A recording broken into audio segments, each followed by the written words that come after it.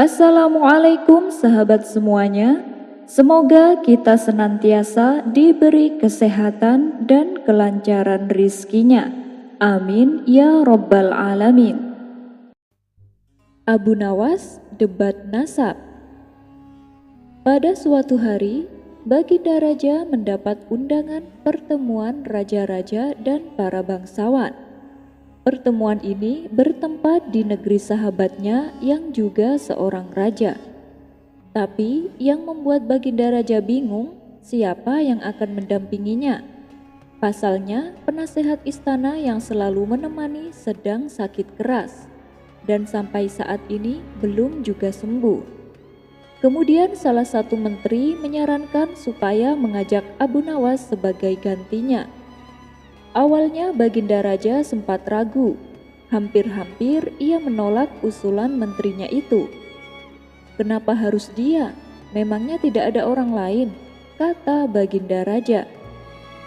"Ampun Paduka yang mulia, tapi di dalam pertemuan nanti biasanya kan masing-masing raja saling menyombongkan diri.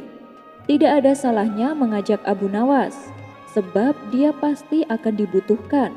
Akal cerdiknya akan menyelamatkan Paduka ketika diajak saling adu kesombongan," tutur sang menteri. "Benar juga katamu.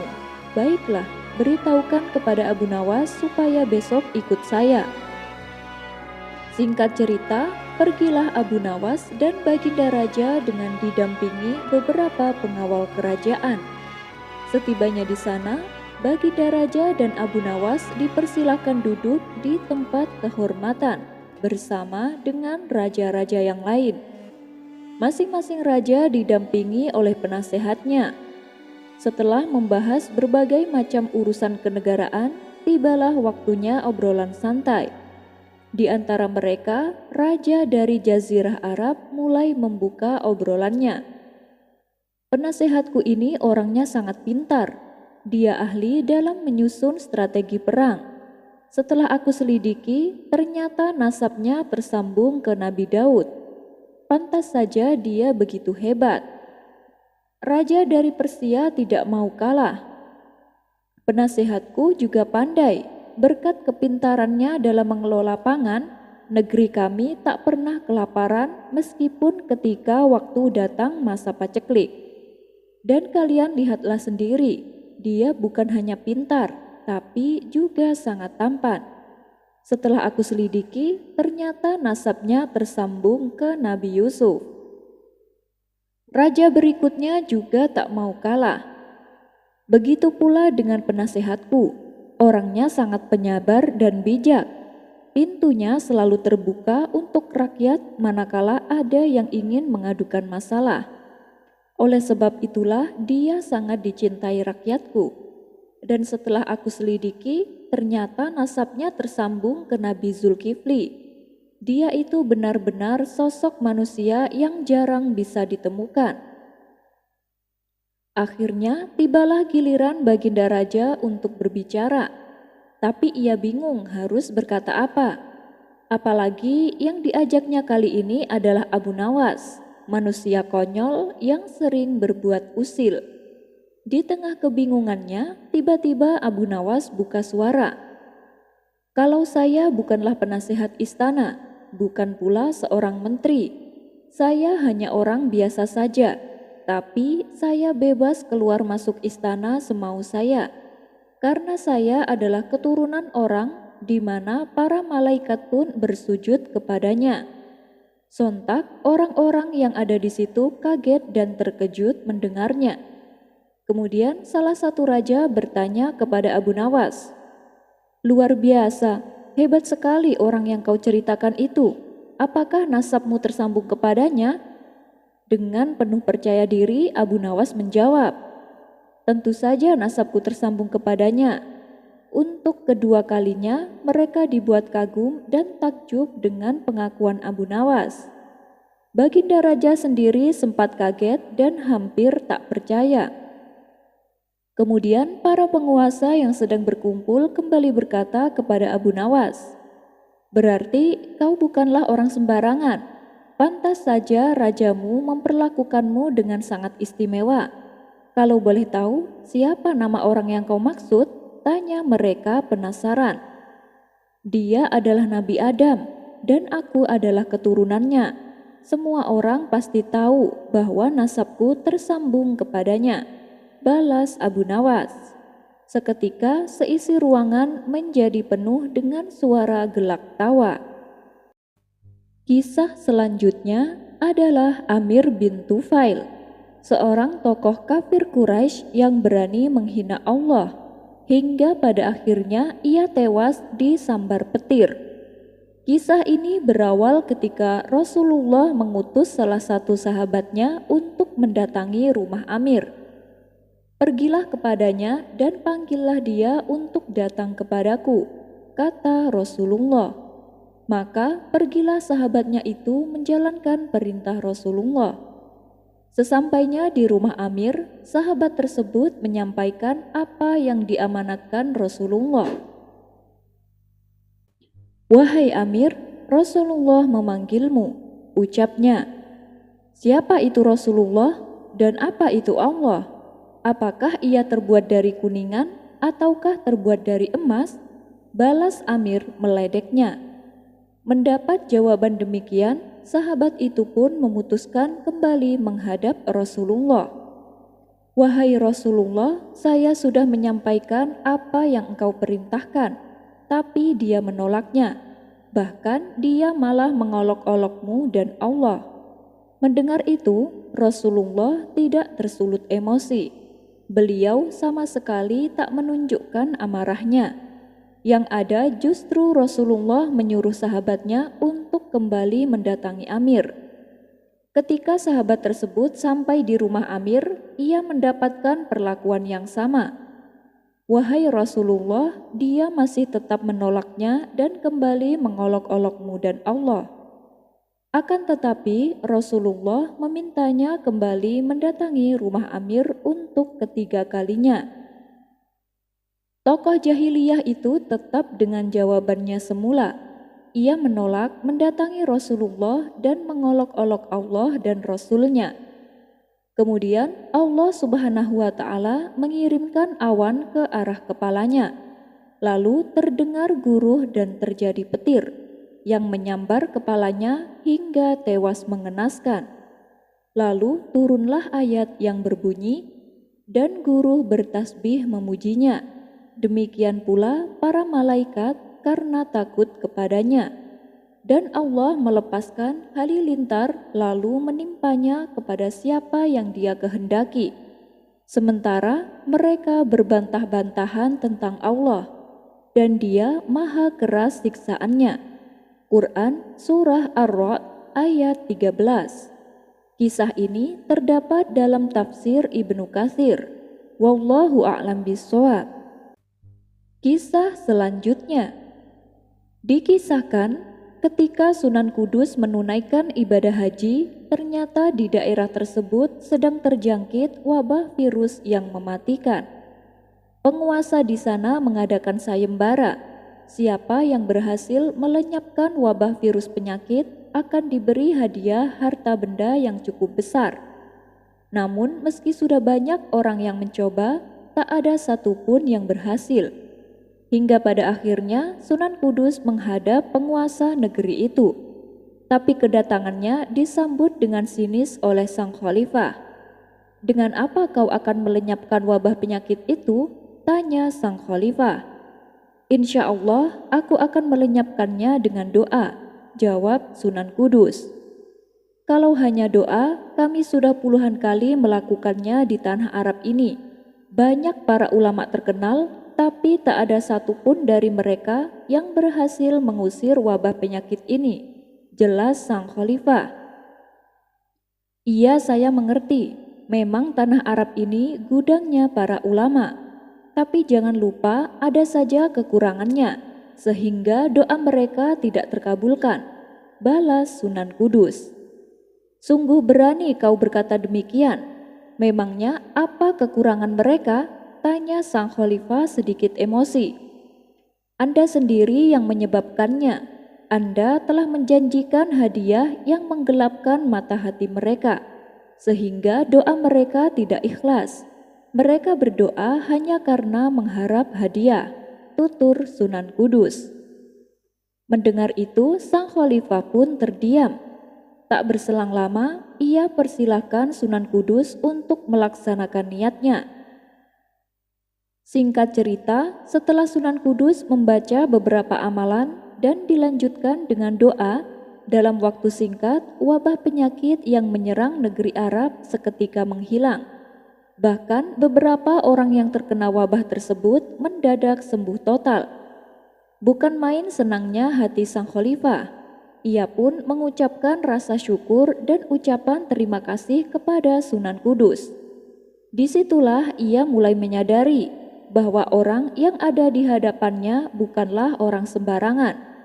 Dan untuk menepati janjinya, ia memberikan hadiah dengan jumlah yang besar.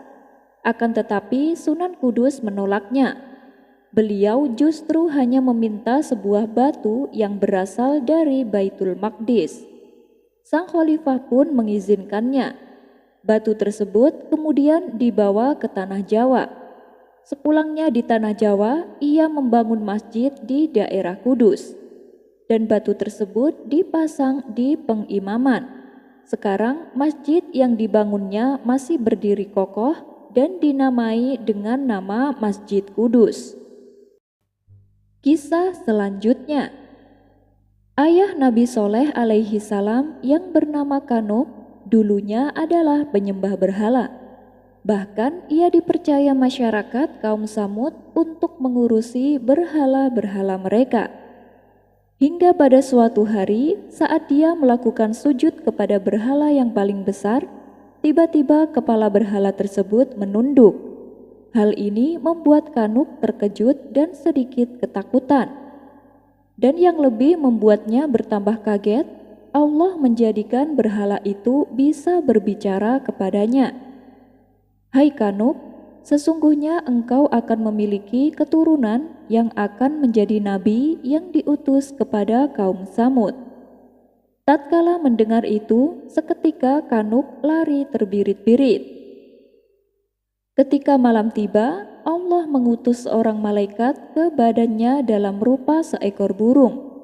Burung tersebut kemudian membawa Kanuk ke sebuah lembah, di mana lembah tersebut memiliki banyak pepohonan dan air.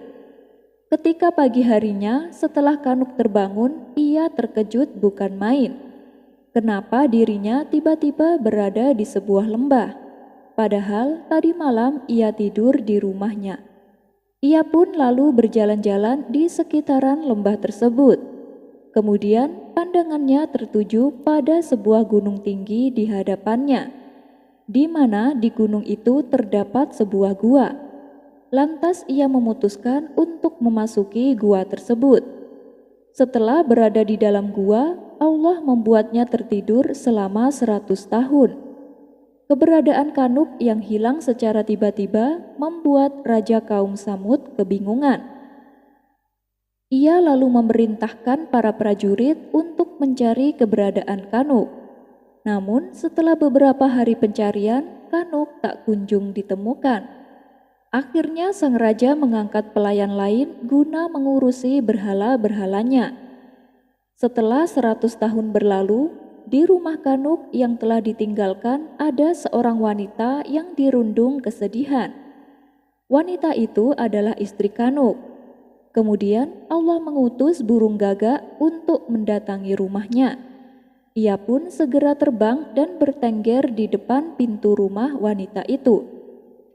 Ia lalu berkicau untuk mendapatkan perhatian. Mendengar kicauan burung yang terdengar merdu, istri Kanuk langsung menghampirinya. Hai burung, betapa indah suaramu, puji wanita tersebut. Kemudian Allah menjadikan burung gagak itu bisa berbicara kepadanya. Aku adalah burung yang dulu diutus oleh Allah kepada Qabil, setelah dia membunuh saudaranya, yaitu Habil, agar aku memperlihatkan kepadanya bagaimana dia seharusnya menguburkan mayat saudaranya. Jawab burung gagak. Burung gagak itu lalu balik bertanya, gerangan apa yang membuatmu terus menangis? Istri Kanuk menjawab, Sudah 100 tahun suamiku menghilang, dan aku tidak tahu keberadaannya. Kemudian si burung gagak kembali berkata, "Maukah engkau aku bawa kepadanya?" Mendengar itu, istri Kanuk seolah tak percaya. "Sungguh sangat menakjubkan. Seandainya engkau bisa membawaku kepadanya," balas istri Kanuk. "Apakah engkau heran dengan ketetapan Allah?" ujar burung gagak. Seketika itu juga istri Kanuk berdiri dan berjalan mengikuti burung gagak yang terbang di depannya. Allah menjadikan perjalanan tersebut terasa ringan bagi istri Kanuk, padahal itu dilakukan pada tengah malam. Hingga akhirnya sampailah wanita itu di lembah tempat suaminya berada.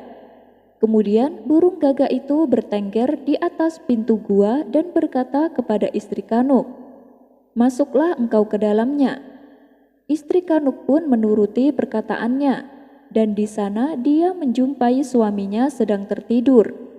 Lalu burung gagak mendekati Kanuk dan berkata kepadanya, "Wahai Kanuk, bangunlah atas kuasa Allah." Kanuk pun terbangun dari tidurnya. Ketika ia membuka kedua matanya, didapati sang istri sudah berada di hadapannya. Keduanya pun saling berpelukan.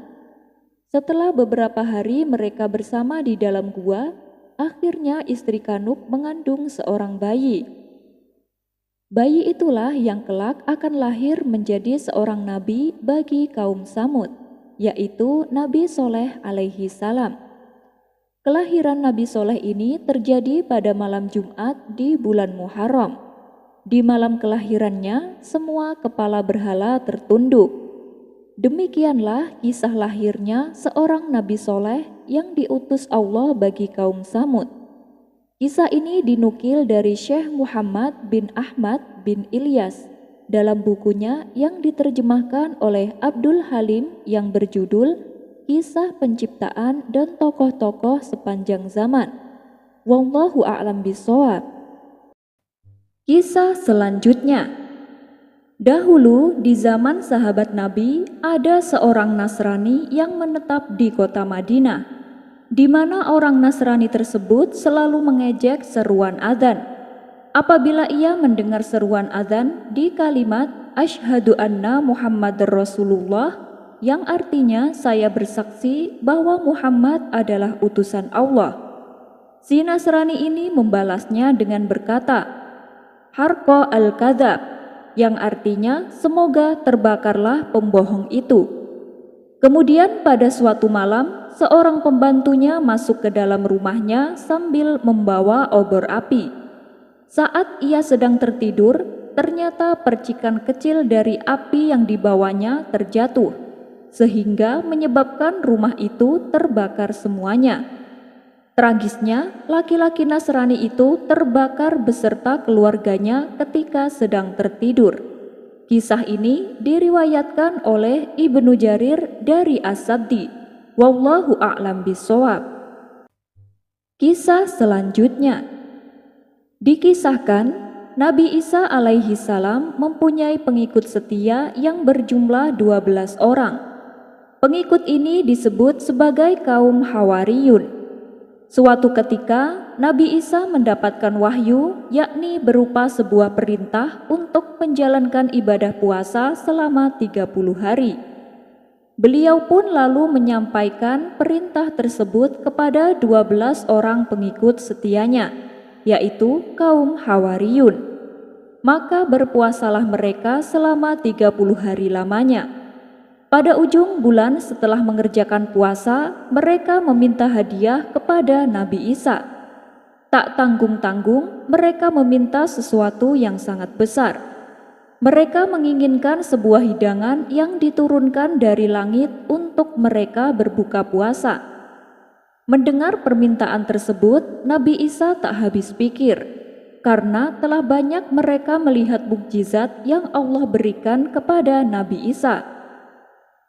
Namun mereka tak kunjung juga merasa puas.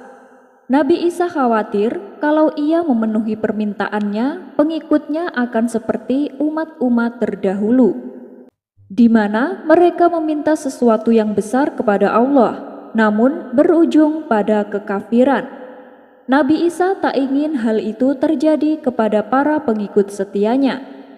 Oleh sebab itulah beliau enggan memenuhi permintaan tersebut. Namun mereka terus membujuk Nabi Isa. Mereka menginginkan hari raya atas puasa yang telah mereka lakukan, yaitu dengan diturunkannya hidangan dari langit.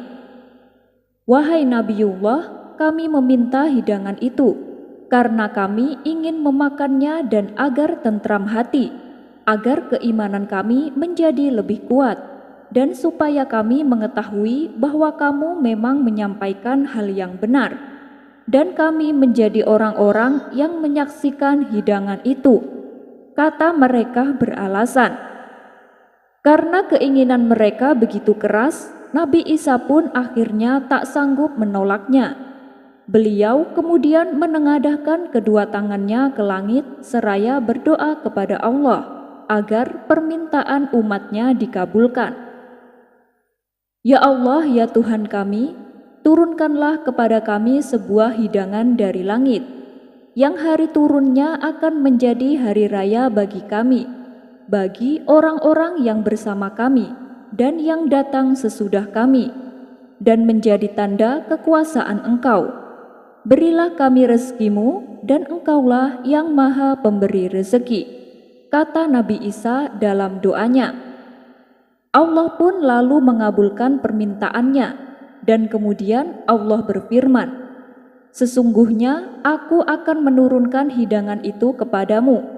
Barang siapa yang kafir sesudah turun hidangan itu, maka sesungguhnya aku akan menyiksanya dengan siksaan yang tidak pernah aku timpakan kepada seorang pun di antara umat manusia. Tidak lama kemudian, pintu langit pun terbuka. Nampaklah sebuah meja yang berisi makanan turun dari langit dengan diapit dua awan. Hal ini membuat pengikut setia Nabi Isa merasa takjub melihat peristiwa tersebut. Sementara Nabi Isa terus berdoa agar hidangan tersebut menjadi rahmat dan bukan azab. Ketika meja berisi hidangan sampai di depan Nabi Isa, beliau membuka kain penutup hidangan seraya berkata, dengan nama Allah sebaik-baik pemberi rezeki. Hidangan tersebut terdiri atas roti, ikan, delima, dan buah-buahan serta beragam lainnya. Aromanya pun sangat harum semerbak. Sebagai bentuk rasa syukurnya, Nabi Isa segera bersujud yang kemudian diikuti oleh para pengikutnya. Ketika akan menyantap hidangan, mereka pun bertanya kepada Nabi Isa, wahai Nabiullah, apakah ini makanan benar-benar dari surga atau hanya makanan dari dunia? Nabi Isa dengan sabar menjawab, bukankah Allah telah melarang kalian untuk mengajukan pertanyaan macam ini? Tentu saja hidangan ini dari Allah. Allah Maha Berkuasa, hanya mengatakan jadilah, maka jadilah hidangan ini. Ini tanda dari Allah sekaligus peringatan untuk manusia agar beriman. Kemudian tibalah saatnya menyantap hidangan. Namun bukannya segera makan, mereka malah menyuruh Nabi Isa untuk memakannya terlebih dahulu. Kami tidak akan makan sebelum engkau memakannya, kata mereka. Bukankah kalian yang meminta ini sejak awal? Ujar Nabi Isa. Akan tetapi mereka tetap enggan menyentuhnya. Maka Nabi Isa pun memanggil para fakir miskin dan orang sakit. Mereka diberikan kesempatan pertama menyantap hidangan yang luar biasa itu. Tiba-tiba setelah memakannya, yang sakit menjadi sembuh, yang cacat menjadi normal, dan yang sekarat menjadi sehat. Melihat keajaiban tersebut, ke-12 pengikut Nabi Isa pun menyesal karena tak menyantapnya pertama kali. Dan ternyata keajaiban atas hidangan itu terus berlanjut. Meski ribuan orang memakannya, hidangan tersebut tak kunjung habis. Dan setiap orang yang memakannya pun mendapatkan kebaikan yang banyak. Kisah ini terdapat dalam surah Al-Maidah ayat 110 hingga 120. Terdapat pula dalam hadis yang mengisahkannya dari beberapa sahabat, seperti Ibnu Abbas dan Salman Al-Farisi. Wallahu a'lam bishawab. Jarak terjauh di bumi. Sepertinya Baginda Raja tak bosan-bosannya menguji kecerdasan Abu Nawas. Pada pertemuan kali ini, ia kembali memberi 3 pertanyaan yang menurutnya sulit ditebak. Wahai Abu Nawas, aku ada pertanyaan sulit untukmu. Kalau kau bisa menjawab semuanya dengan benar, aku akan memberimu hadiah yang banyak, kata Baginda Raja. Siap Paduka yang mulia, saya terima tantangan Paduka, balas Abu Nawas. Baiklah. Pertanyaan pertama, kapan waktu yang tepat untuk melakukan segala hal? Tanya Baginda Raja. Waktu yang tepat untuk melakukan segala hal adalah ketika waktu itu telah tiba, jawab Abu Nawas. Baginda Raja manggut-manggut sebagai tanda setuju.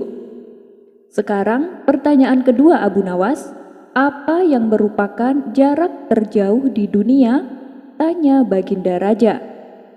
Jarak terjauh di dunia adalah jarak antara 2 pikiran yang berlawanan, jawab Abu Nawas. Untuk kedua kalinya, Baginda Raja terkesan dengan jawaban yang diberikan Abu Nawas. Itu jawaban yang menarik Abu Nawas. Sekarang pertanyaan terakhir. Apa yang paling berat di dunia ini? Tanya Baginda Raja. Yang paling berat di dunia adalah nasib seseorang yang tidak dapat dirubah, jawab Abu Nawas. Baginda Raja pun terkesan dengan kecerdasan yang dimiliki Abu Nawas. Kemudian ia memberinya hadiah besar seperti yang telah dijanjikan. Kisah selanjutnya. Suatu hari, Abu Nawas pergi ke pasar dengan niat untuk menjual keledainya. Di pasar, dia bertemu dengan seorang lelaki yang tertarik untuk membeli keledainya. Berapa harga keledaimu? Tanya si lelaki. 10 dinar kawan, jawab Abu Nawas. Baiklah, saya akan membelinya dengan harga 10 dinar, balas si lelaki. Setelah negosiasi selesai, mereka sepakat untuk bertransaksi. Lelaki tersebut memberikan 10 dinar, lalu pergi dengan membawa keledainya. Setelah seminggu berlalu, lelaki itu kembali ke pasar dengan membawa keledai yang telah dibelinya. Wahai Abu Nawas, aku ingin mengembalikan keledai ini, dan aku minta uangku kembali, kata si lelaki. Loh, kenapa? Apa yang salah dengan keledai itu? Tanya Abu Nawas. Keledai ini begitu lambat dan makannya juga sangat boros sekali. Aku sudah mencoba segala cara, tapi dia tidak mau bergerak lebih cepat, jawab si lelaki. Sejenak Abu Nawas terdiam, kemudian ia berkata, aku minta maaf, yang sudah dibeli tidak bisa dikembalikan. Mendengar itu, si lelaki tidak terima. Apa-apaan kau Abu Nawas? Kau menjual keledaimu dengan cara menipu, bentak si lelaki. Menipu bagaimana? Bukankah waktu sebelum kau membelinya, kau sudah mengeceknya terlebih dahulu? Balas Abu Nawas. Iya benar, tapi kau tidak mengatakan bahwa keledaimu jalannya sangat lamban dan makannya juga sangat boros, ujar si lelaki. Keledai ini memang begitu. Tapi aku punya ide, kata Abu Nawas. Apa idemu? Tanya si lelaki. Aku bisa menjual keledai ini kembali padamu dengan harga yang lebih murah, yaitu 5 dinar. Bagaimana? Usul Abu Nawas. Baik, aku setuju. Aku akan membelinya kembali dengan harga 5 dinar. Balas si lelaki.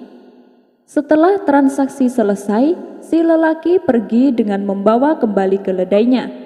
Adapun Abu Nawas bisa tersenyum puas. Tiba-tiba salah seorang teman Abu Nawas yang melihat seluruh insiden itu datang menghampirinya. "Kau ini bodoh Abu Nawas, mana ada keledai seharga 5 dinar? Bukannya dapat untung, tapi malah rugi. Padahal keledaimu sudah laku 10 dinar, dan sekarang kau malah menjualnya 5 dinar, kata temannya. Dengan entengnya Abu Nawas membalas, "Ah, andai saja kau tahu, dalam seminggu aku menghabiskan 5 dinar untuk membeli makanan si keledai. Anggap saja dalam seminggu kemarin aku menitipkan keledai pada lelaki itu, dan aku tidak perlu mengeluarkan 5 dinar untuk memberinya makan," jelas Abu Nawas. Kisah selanjutnya. Dikisahkan, Abu Nawas mempunyai tetangga seorang tuan tanah yang kaya raya. Hampir seluruh penduduk desa bekerja di perkebunannya. Namun, tuan tanah tersebut mempunyai sifat pelit dan bakhil. Tak hanya itu, selain berprofesi sebagai tuan tanah, ia juga menjadi rentenir. Hal inilah yang membuat Abu Nawas resah. Selaku ulama sufi, ia ingin membuat tetangganya itu bertobat atas perbuatannya. Setelah merenung agak lama, akhirnya Abu Nawas menemukan ide yang cemerlang. Pada esok harinya, Abu Nawas menemui kawan-kawannya yang lagi tongkrongan di warung. "Tadi malam aku mimpi dapat wangsit yang tidak bisa aku tolak," ucap Abu Nawas membuka percakapan. Salah satu dari kawan Abu Nawas bertanya, "Apakah isi wangsit dalam mimpimu?" Abu Nawas menjawab, "Aku mendapatkan wangsit apapun yang dititipkan padaku, maka akan beranak." "Maksudnya bagaimana wahai Abu Nawas?" tanya mereka bingung. "Kalau kalian menitipkan padaku 1 ayam, maka dalam beberapa hari ayamnya akan beranak, dan ayam kalian akan menjadi bertambah. Begitu pula bila kalian menitipkan uang atau aku meminjam uang, maka beberapa hari kemudian uang kalian akan beranak, dan tentunya uang kalian akan bertambah," jelas Abu Nawas. Sebagian kawannya ada yang percaya, ada juga yang tidak percaya. Jangan-jangan ini cuma akal bulus Abu Nawas untuk meminjam uang, batin salah satu kawannya. "Nanti sore aku akan meminjami 1 ekor kambing kepadamu," ucap salah satu dari mereka. Yang lain menimpali, "Aku akan meminjamimu uang 2 dinar."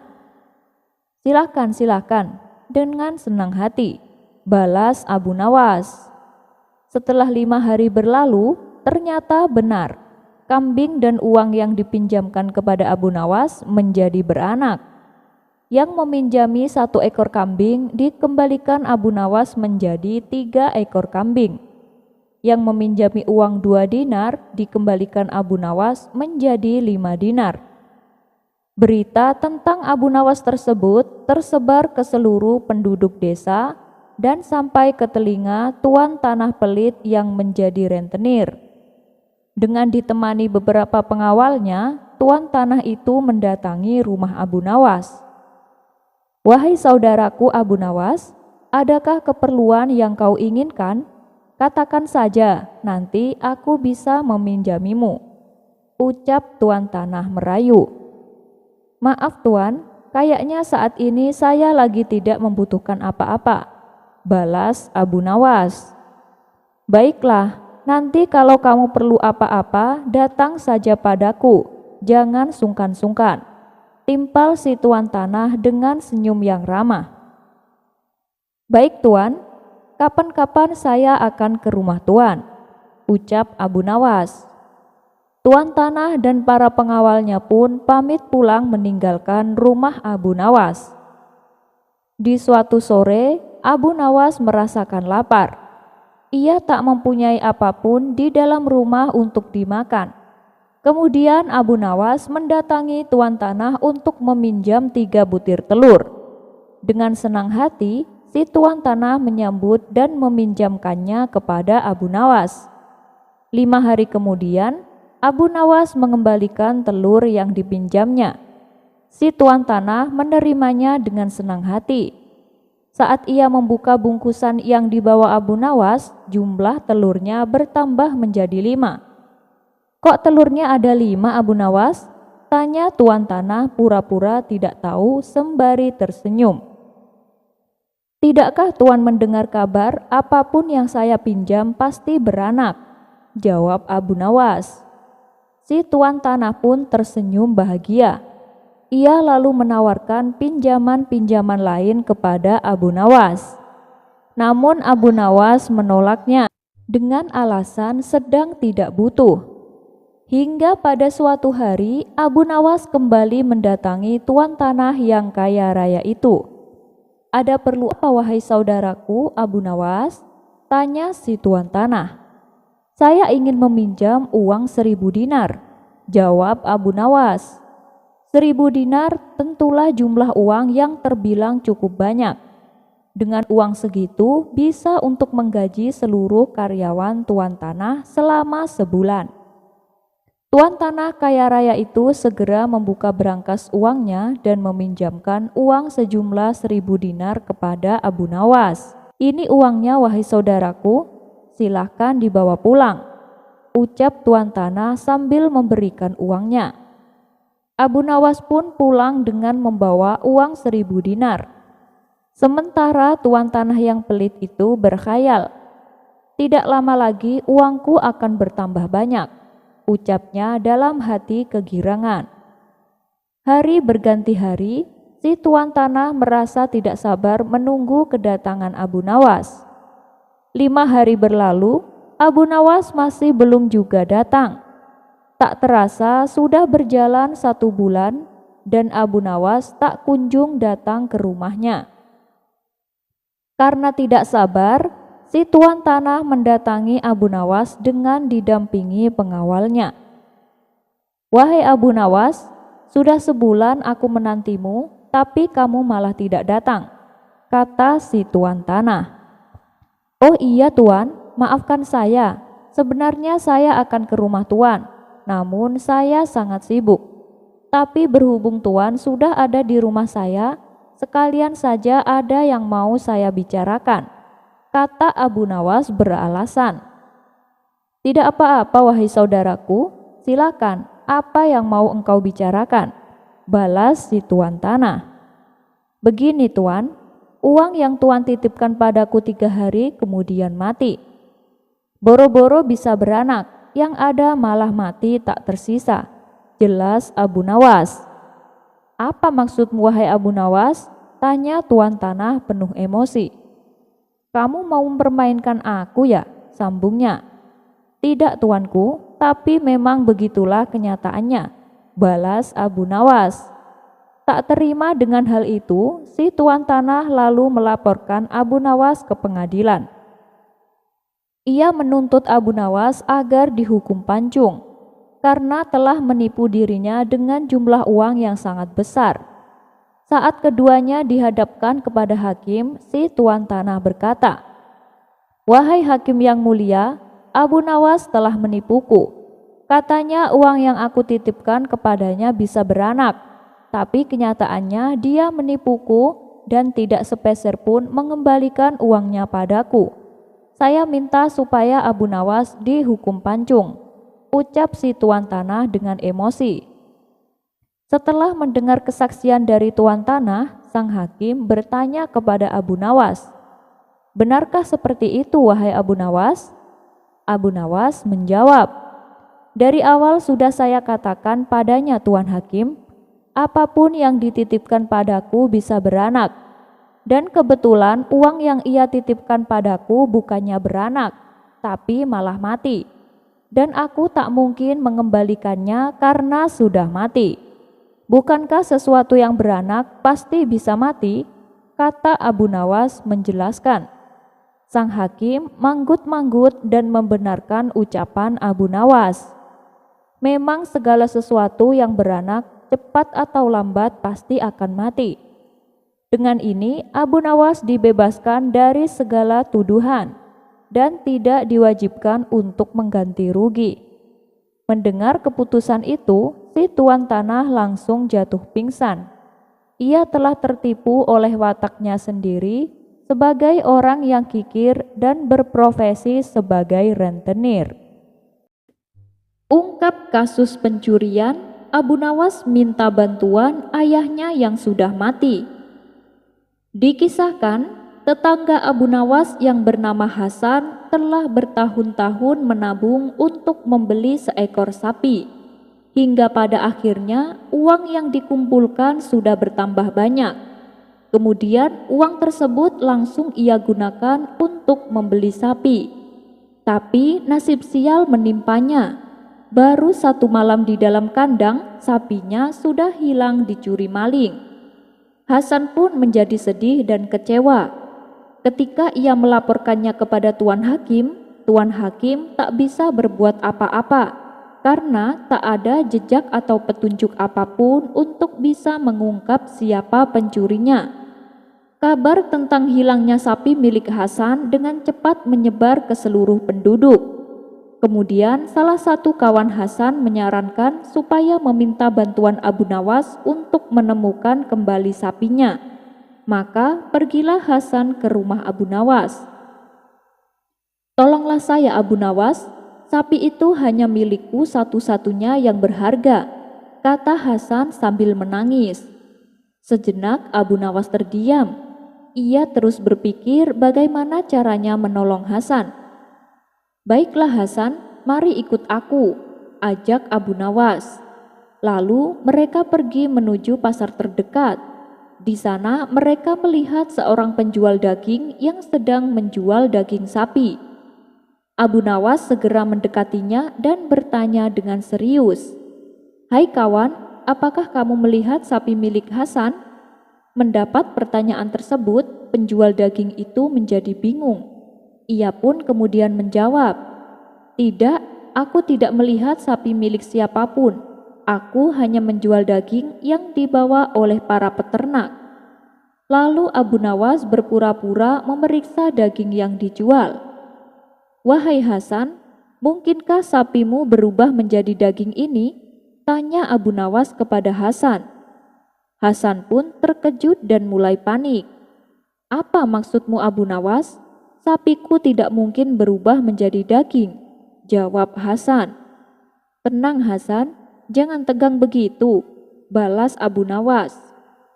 Kehadiran Abu Nawas dan Hasan ini menarik perhatian orang-orang di pasar. Apalagi ketika mereka tahu bahwa Abu Nawas sedang melakukan penyelidikan.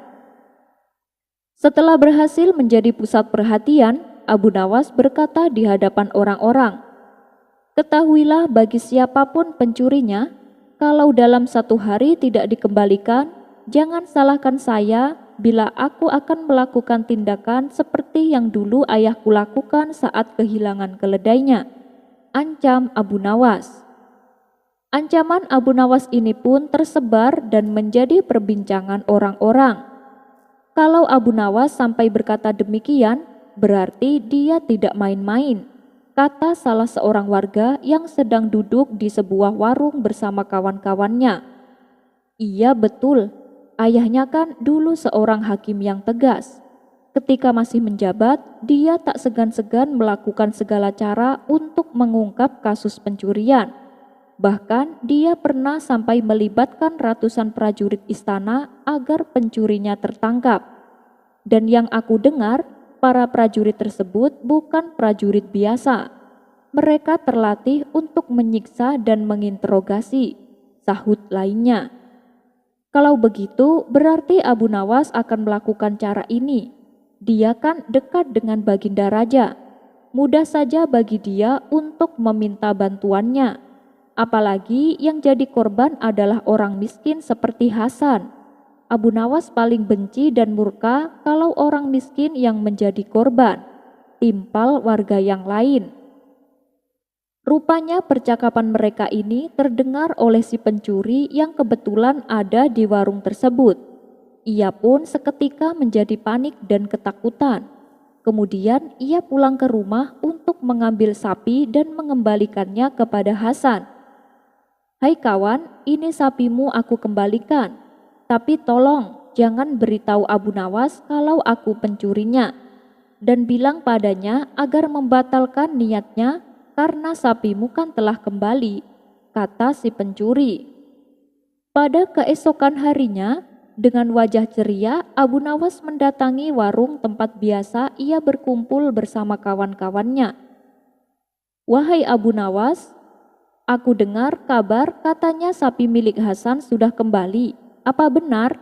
tanya salah satu kawannya. "Iya benar, alhamdulillah," jawab Abu Nawas. "Sepertinya si pencuri takut dengan ancamanmu, Abu Nawas. Tapi aku penasaran, sebenarnya apa yang dilakukan ayahmu saat kehilangan keledainya?" tanya kawannya kembali. Dengan entengnya Abu Nawas menjawab, "Ayahku membeli lagi keledai yang baru." Spontan kawan-kawannya itu tertawa terpingkal-pingkal. 3 mayat yang tersenyum. Pada suatu hari, Baginda Raja mengajak Abu Nawas memasuki kamar mayat. Di dalam kamar itu terdapat 3 mayat yang sedang berbaring di ranjangnya masing-masing. Nampak jelas kalau ketiga mayat tersebut meninggal dalam keadaan tersenyum. "Hei Abu Nawas, kau tahu siapa mayat ini? Kenapa dia tersenyum?" tanya Baginda Raja sambil menunjuk mayat yang pertama. "Yang saya tahu, dulunya dia orang yang rajin beribadah. Mungkin karena dia tahu tempat kembalinya adalah surga, maka dia pun meninggal dengan tersenyum bahagia," jawab Abu Nawas. "Oh begitu ya. Terus kalau mayat yang kedua, kenapa dia juga tersenyum?" tanya Baginda Raja. "Kalau mayat yang ini, semasa hidupnya dulu dia rajin bersedekah dan rajin sholat malam. Mungkin karena dia tahu tempat kembalinya adalah surga, maka dia pun meninggal dengan tersenyum bahagia," terang Abu Nawas. Ketika Baginda Raja akan bertanya tentang mayat yang ketiga, ternyata ia mengenalinya. "Dia ini kan orang ateis. Saya kenal betul orang ini. Tapi kenapa dia meninggal dengan keadaan tersenyum? Bisakah kau jelaskan, wahai Abu Nawas?" tanya Baginda Raja. Sesaat Abu Nawas kebingungan. Kalau ia menjawab karena masuk surga, itu tidak mungkin. Karena menurut ajaran Islam, orang yang tidak mengakui adanya Tuhan akan dimasukkan ke dalam neraka. Kalaupun menjawab tersenyumnya karena akan masuk neraka, itu juga tidak mungkin. Karena neraka adalah tempat penyiksaan yang sangat mengerikan. Tapi namanya saja Abu Nawas. Ia punya jawaban untuk memuaskan rasa penasaran Baginda Raja. Abu Nawas lalu berkata kepadanya, "Benar apa yang Paduka katakan. Dia memang seorang ateis. Adapun dia mati tersenyum karena dia merasa bangga sebab dia akan ditempatkan bersama para raja-raja," jelas Abu Nawas. Mendengar jawaban tersebut, Baginda Raja menjadi tersinggung dan sempat emosi. "Hei Abu Nawas, aku ini orang muslim dan saya mengakui adanya Tuhan. Kenapa mayat orang ateis itu ditempatkan di tempat yang sama denganku?" protes Baginda Raja. "Yang mulia jangan salah paham. Dia ditempatkan bersama raja-raja zaman dulu, seperti Raja Fir'aun dan Raja Namrud," jelas Abu Nawas. Spontan Baginda Raja tertawa terpingkal-pingkal. Sekian dulu perjumpaan kita kali ini. Sampai bertemu lagi di kisah selanjutnya. Terima kasih yang sudah subscribe dan setia menonton channel ini. Wassalamualaikum warahmatullahi wabarakatuh.